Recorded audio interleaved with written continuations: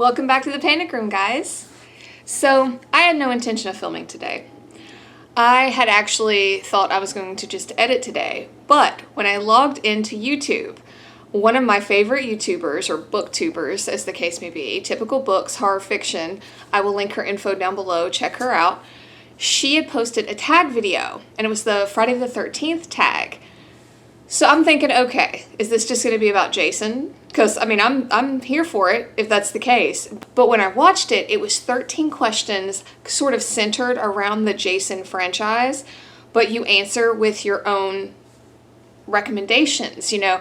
And that will make more sense when we get into this, but I just thought it was awesome. So here is the first ever tag video from the Panic Room. So settle in, guys. This is a fun one. I didn't think too hard about any of these.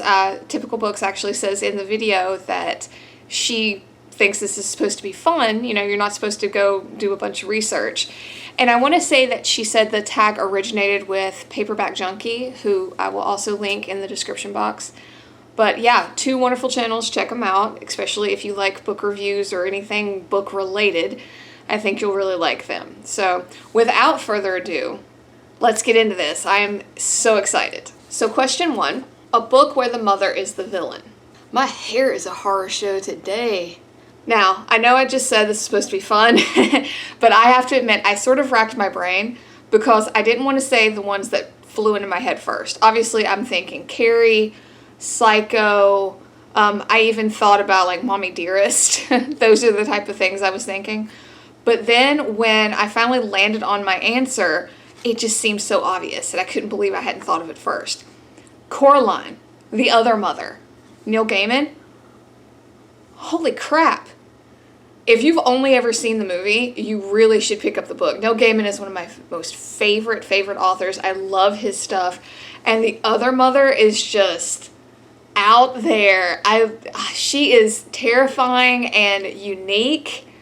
Absolutely fascinating as a character. I loved her.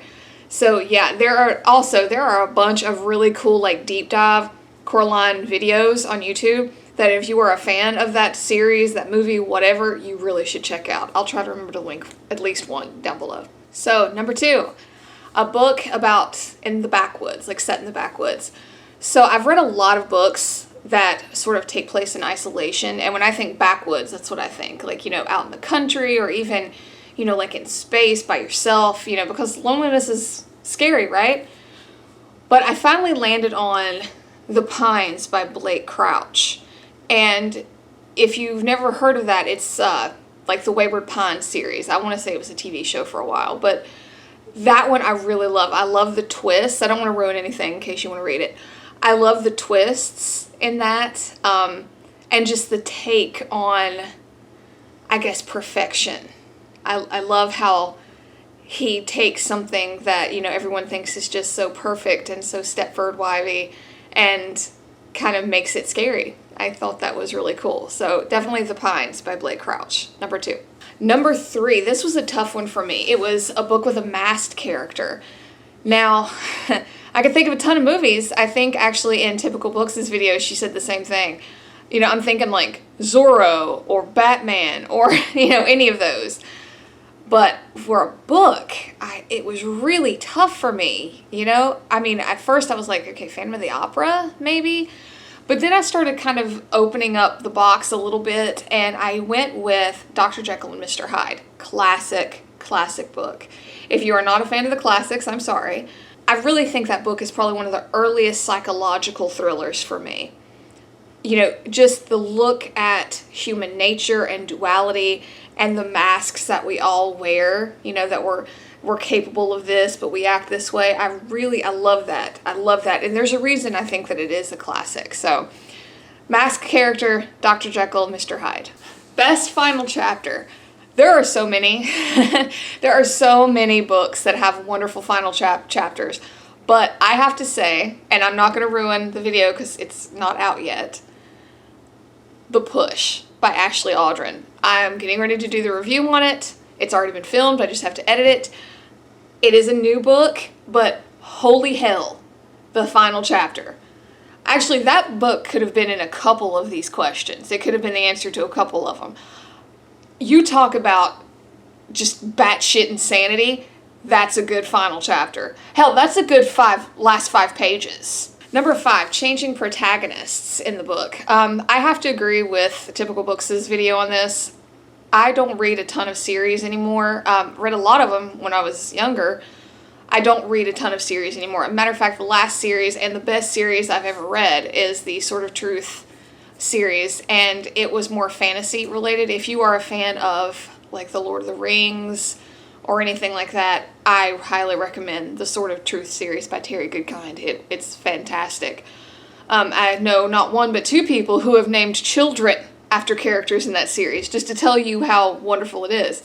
Getting back to the question, I actually went back to my youth, way back to my youth. This is a young adult series. I don't even think it's a thing anymore, but it is Animorphs by K.E. Applegate. And before you laugh at me, I am a huge nerd. I love, a lot of different, genres, sci-fi, aliens, all that kind of stuff. It holds a special place in my heart. I embrace it. However, the Animorphs book series, the way they're constructed is each book is told from one of 5 perspectives, eventually actually one of 6 perspectives. And I love that because I feel like you get a lot more world building because you're seeing it through so many people's different eyes. So I totally get why this is a question on this list, because when you see a world that you love and adore in a series through all these different lenses, you get a better perception of said world. So, yeah, Animorphs by K.E. Applegate. Takes me back. Resurrecting from death. This is another one kind of like the, mom question that I think I overthought a lot. And then it just came to me like the quintessential horror resurrecting book. Duh. Pet Sematary. Holy shit. If you've read that book, yeah, stuff coming back to life. Hello. That book was horrifying. It's classic Stephen King. What's not to love about it? I feel like it don't need to go on, but yeah, a book with resurrecting, Pet Sematary by Stephen King, for sure. Number 7 is a book with telekinesis. Now, I have to say, I probably read a lot of YA novels with telekinesis. Matter of fact, I think there was a series called Daughters of the Moon that was like loosely based on Greek mythology that I read way back in the day, like middle school. And I want to say one of them had telekinesis. And that's a really good series for any like middle school aged young women out there. But I have to say, classic telekinesis book, I gotta go with the master, Stephen King. Carrie is, for lack of a better way to put it, that writes the book on telekinesis, and at least in horror. I think that book is just absolutely traumatizing, and it's something we could all relate to. We've all been in high school, we've all had those, terrible politics, no matter what side of that equation you're on. And yeah, so I think that's one of the things that really hits home. And plus, who hasn't wanted to be like telekinetic and just beat the shit out of somebody? Come on, be honest with me. The next question, a book that takes place in New York City. I really thought I was going to have a problem with this one. The first book that came to mind was the same one in Typical Books' video, Rosemary's Baby. But then I was like, wait, stop. American Psycho, because he's a Wall Street banker or whatever. Yeah, American Psycho. That is a fantastic book. You talk about like psychological thriller, murder, just insanity. That is a wonderful book, and it takes place in New York. I don't feel like New York is a big player, so to speak. We're not talking Sex and the City kind of deal here, but it does take place in New York, and it's a wonderful book. So I feel like it fit the question. Number 9, when I was watching this video and she said this question, the book that popped in my mind was the same one she said. The question is a book that takes place in hell or has to do with the occult. I feel like this is a pretty easy one when you're talking about the horror genre, because so much of it does have to deal with the occult. But when she said a book that takes place in hell, my mind went to Edward Lee's City of Fernal. That is a fantastic hellscape. The way he describes it is phenomenal. I knew I was going to love this book when City of Fernal opened with them at the goth club. I was like, yep, I'm here. I'm with them. Yeah, I'm here. I'm here for the ride, baby. You know, take me to hell. Number 10, a book that takes place in space.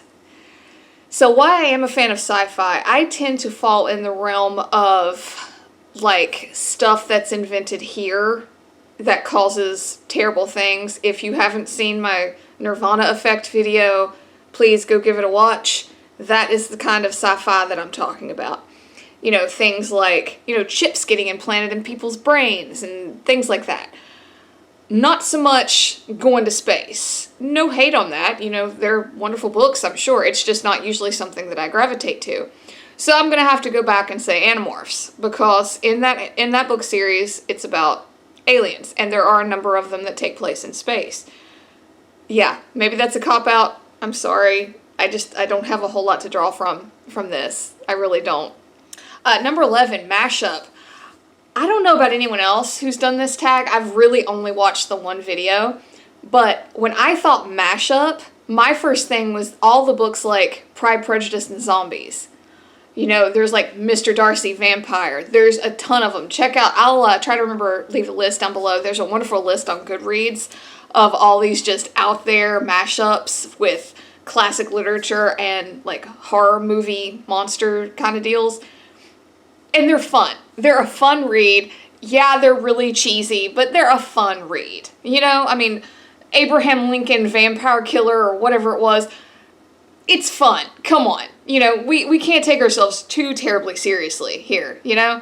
And it's fun. And if you are a fan or you are a lover of classic literature, I feel like these are wonderful little mashups and new takes on that tale. So, yeah, that has to be my answer for mashups. A book that's a retelling. Oh, I love retelling books. I love seeing it through a different lens. Kind of what I was talking about with the series books. I love seeing a story that I know in, out, sideways, up, and down, but told in a way that still shocks me. Does that make sense? The one that I have to say jumped to my mind was the book Alice by Christina Henry. It's been a while since I've read it. I had to look up the author again just to make sure I got that right. But yeah, I mean, I feel like there's not a whole lot to say. Alice in Wonderland is insane on the best of days. Even Disney didn't take out the insanity. So imagine that retold in a more horror-esque type way, you know, with some psychiatric wards thrown in. Highly recommend. If you're a fan of horror, if you're a fan of psychological thrillers, and if you're just a fan of Alice in Wonderland, that's probably my favorite retelling, at least the one that jumped into my head. So lucky number 13. It's a book that you found in the thrift shop. This is a cool one. And I am going to repeat myself a little bit because it is a Neil Gaiman book, but it's one that I don't hear talked about a whole lot, and it is The Graveyard Book. I found that in a thrift shop ages ago. God, I think I was still in college. Yeah, I think I was still in college, maybe just getting into grad school. It's been a long time ago. And I just thought, it was like, wow, what a cool title, and I love Neil Gaiman, and I had never heard of this book before. So I picked it up. It had an absolutely enticing back cover, so I read it, and it is still probably one of the most standout and unique books that I've ever read. If you like ghosts, I highly recommend it. If you don't like ghosts, I highly recommend it, because it is a different take on ghosts, for sure. I feel like you will, at least if you're like me, you will never look at a graveyard the same way again. It's an awesome book. So yeah, The Graveyard Book by Neil Gaiman. So guys, that's it. All 13 questions.